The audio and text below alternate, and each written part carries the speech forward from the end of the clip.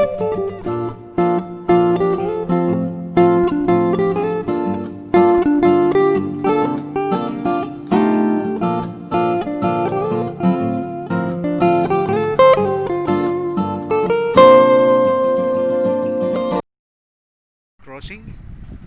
Some loaded their motorcycle from the town to Magugba, which is another side of this river.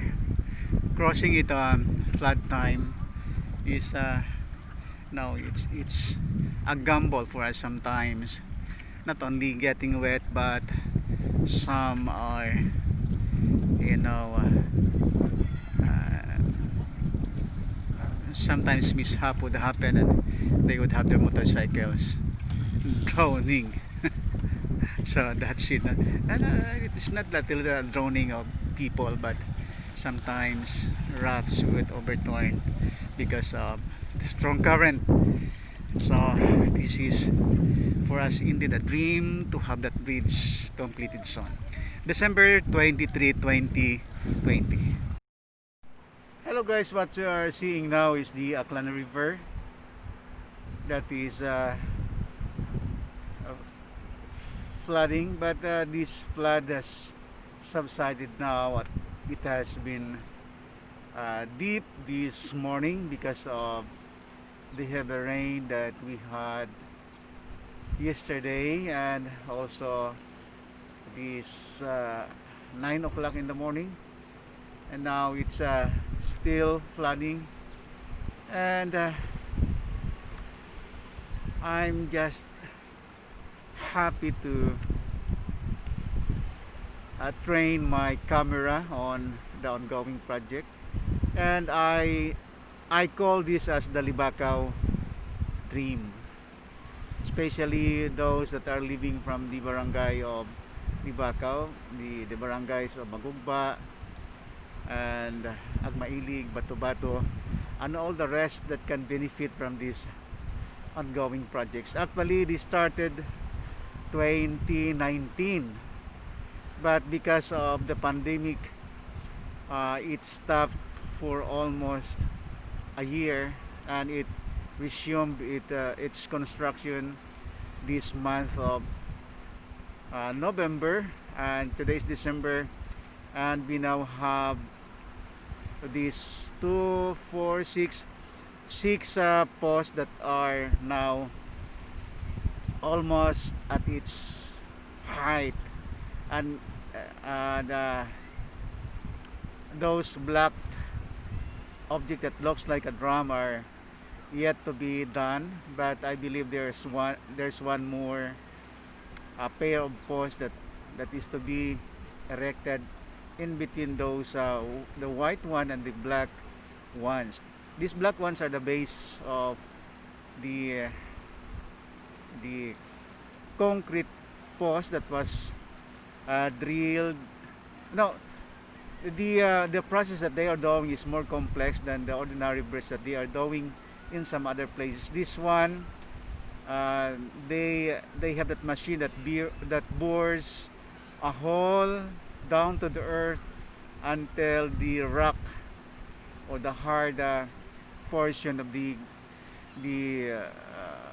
earth is reached, and then drive down a big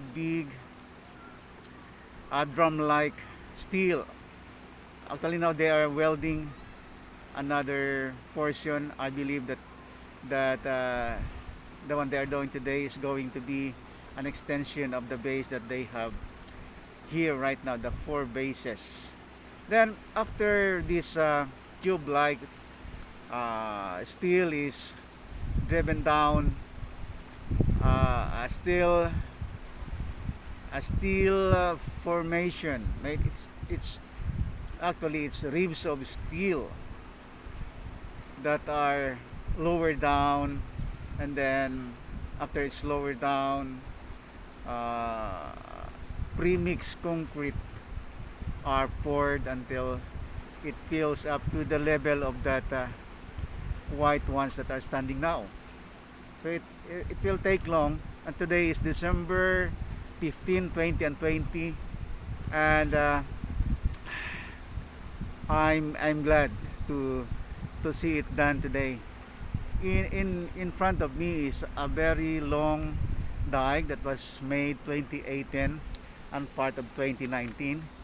It's about a kilometer long, and it helps to protect this portion because this bridge will end to this portion of the Aklan River in front of the Libacao Poblacion.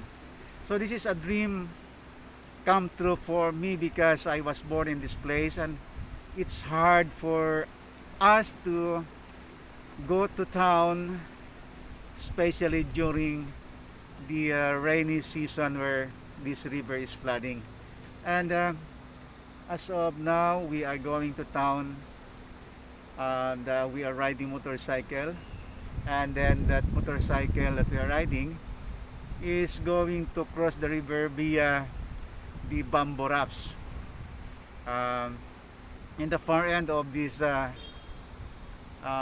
portion of the Aklan River that you are seeing are groups of people. They are at the Bangkiruhan. We call that Bangkiruhan. It is a station where the crossing is done by boat or by raft or bamboo raft. We call that balsa in our place. And well, the use of bamboo raft is an epic for us because it's easy for us to go to town, then load our motorcycle on those rafts, and then disembark on another part of the river. So every time we go to town, we do that. When we go back to the barangays or the barrio, we also do that. We bring with us our motorcycle, load it in the balsa or the raft, and then it sails. It brings us to the other side of the river. When we go back to our barangay, the same thing is happening. We load our motorcycle on the bamboo raft, and then the bamboo raft will take us to the other side of the river, and we disembark and ride again our motorcycle. But sometimes it's flooding, and we're going somewhere else looking for a footing for our motorcycle because a creek is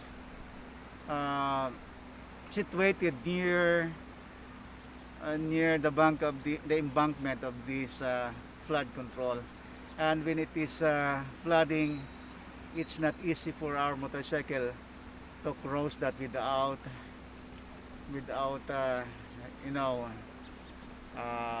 going down to the river. Here is a motorcycle now, and it's going to cross that creek, and it's going through the water until it reaches that portion where there is the balsa or the bamboo raft.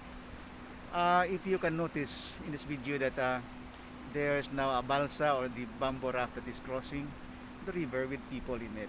So going to this dream, I was born November 27, 1954, and since childhood that I had that sense of reckoning. It is always hard for us to go to town, and it's a dream for us that sometimes, so that's a prayer indeed for me that before my lifetime ends in this earth, I would be able to cross this river without venturing into the floods, meaning I can cross this river through the bridge and riding a motorbike, or later on, you know guys, I'm planning to buy even a second-hand car so I can go to town, go to Kalibo, do business, and go back to my farm afterwards without venturing my car in this river. So it will be a dream come true today. We call this place Magugba, and this is the other end of the bridge that they are building. The other end lies there where the crane is. That part is the flood control on the side that is part of the Poblacion, Libacao. So guys, this is the usual market day scene by the Aklan River of Libacao, Magugba crossing, river crossing. Some are in rafts, some are in boats, and they do this to go to town to and fro, because we still have no bridge, but coming soon our bridge in Libacao is going to be done, so we will wait for 2 years more before we could see the completion of this bridge, and then all of these things that we are experiencing today, the boat ride and the raft, is going to end. So guys, that's all for today with our vlog. So guys, in front of us now is the undergoing construction of the Poblacion Libacao to Magugba Road. This is my people's dream, and I praise God for this administration, both local and the national administration, who make a start for this project. Since childhood, it is my dream that my people who lives on the other side of the river has been dreaming of. Since childhood, we were dreaming of having the bridge that we can go to town even during flooding months. You see, December, I should say that December could be peak season for flooding here in this town because of this wide Aklan River that is on its flooding stage, could cover even the Poblacion proper. And on normal flooding days, when going to town, we have to cross this river, sometimes by boat and sometimes by bamboo raft. As we have crossed the river today, we use bamboo rafts, where I even had my motorcycle loaded, and from the barangay to the Poblacion. So I'm taking this video as part of relating to you the dream coming to reality, a prayer that becomes an answered prayer. Well, I suppose this construction would take us maybe 2 to 3 years until completion, and by that time, today is December 1, 2020. Let us see the nearest expectation we can is by December 2021 there can be more improvements on this. December 2022, maybe we can see structures that are built up to that other embankment on my left side, that is on the side of the Magugba. And I believe 2022 would be good enough expectation to see this bridge partially completed. But the year 2023 December, maybe we could cross this river by bridge daily. So let us wait and see how this construction will be going through. So this is just for now, guys. God bless Libacao.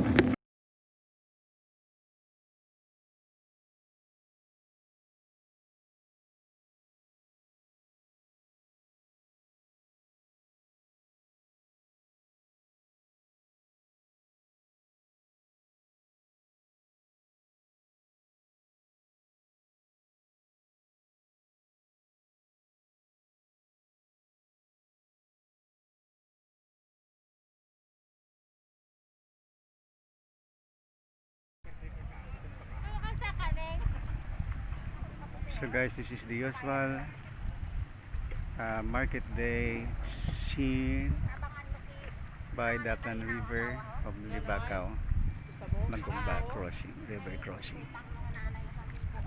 Some are in rafts, some are in boats, and they do this to go to town to and fro because we still have no bridge, but coming soon our bridge in Libacao is going to be done, so we will wait for 2 years more before we could see the completion of this bridge, and then all of these things that we are experiencing today, the boat ride and the raft, is going to end. So guys, that's all for today with our vlog.